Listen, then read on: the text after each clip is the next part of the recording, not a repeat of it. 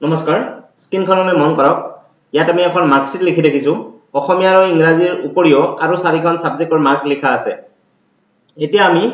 অসমীয়া ইংৰাজী বাদ দি বাকি চাৰিখন যি সাবজেক্ট আছে তাৰে সকলোতকৈ সৰু নাম্বাৰটো বাদ দি বাকি নাম্বাৰবিলাক যোগ কৰিব লাগে মানে পাঁচখন সাবজেক্টৰ নাম্বাৰ যোগ কৰিব লাগে তেতিয়া আমি ফৰ্মুলাটো কেনেকৈ লিখিব লাগিব সকলোৱে আমি সাম ফাংচন ব্যৱহাৰ কৰি পাইছো সাম ফাংচনৰ ইউজ আমি কৰিছো সাম ফাংচন বুজি পাও কেনেকুৱা কাম কৰে সাম ফাংচনৰ লগত অইন এটা ফাংচন যোগ ব্যৱহাৰ কৰিব লাগিব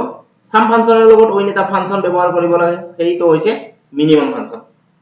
এই কামখিনিৰ কাৰণে আমি সাম ফাংচনৰ লগত অইন এটা ফাংচনৰ ব্যৱহাৰ কৰিব লাগিব সেইটো হৈছে মিনিমাম ফাংচন তো মিনিমাম ফাংচনটোৰ প্ৰথমতে কামটো দেখবলৈ ওলাইছো চাই থাকিব সমান চিন প্ৰেছ কৰিছো মই MIN মিনিমাম এটা আৰম্ভ কৰিছো আৰু সেই চাৰিখন সাবজেক্ট সিলেক্ট কৰিছো ইন্টাৰ প্ৰেছ কৰি দিছো চাওক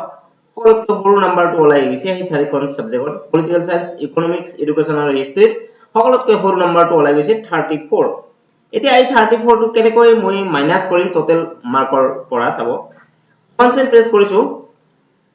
SUM লিখিছো সাম কোনখিনি সাম কৰিম গোটেইখিনি নাম্বাৰৰ সাম কৰিম গোটেইখিনি মই সিলেক্ট কৰি দিছো গোটেই 6খন সাবজেক্টৰ মাৰ্কটো মই সিলেক্ট কৰি দিছো ব্ৰেকেট হেক কৰিছো এতিয়া মই এন্টাৰ মাৰিলে কি হ'ব 6খন সাবজেক্টৰ টোটাল মাৰ্কটো ওলাব মই এন্টাৰ নামাৰো মাইনাস চিন এটা দি দিছো এটো MIN মিনিমাম লিখিম এই MIN এ মিনিমাম বুজায় আৰু এই চাৰিখন সাবজেক্টৰ যে আমি সৰু নাম্বাৰটো যোগ কৰিব লাগে সেই চাৰিখন সাবজেক্টৰ এই নাম্বাৰ কেইটা মই সিলেক্ট কৰি দিছো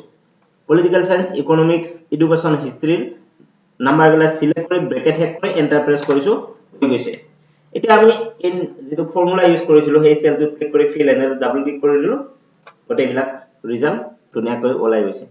তো আমাৰ এই ভিডিওটোত আপোনালোকে গম পালে যে সাম ফাংচনৰ লগত আমি অন্য ফাংচনো ইউজ কৰিব পাৰো সাম ফাংচনৰ পিছত আমি প্লাস চিন মাইনাস চিন এনেকুৱা আমি চিন ব্যৱহাৰ কৰিও এটা ফৰ্মুলা আমি বনাই লব পাৰো গতিকে নিশ্চয় আমাৰ এই ভিডিওটো আপোনালোকে ভাল পাইছে যদি ভাল পাইছে লাইক আৰু কমেন্ট কৰাৰ উপৰিও আমাৰ এই ভিডিওটো শেয়াৰ কৰিবলৈ নাপাহৰিব আৰু যদি আপুনি আমাৰ এই চেনেলটো সাবস্ক্ৰাইব কৰা নাই অনুগ্ৰহ কৰি সাবস্ক্ৰাইব কৰিব আজিলৈকে মানে ধন্যবাদ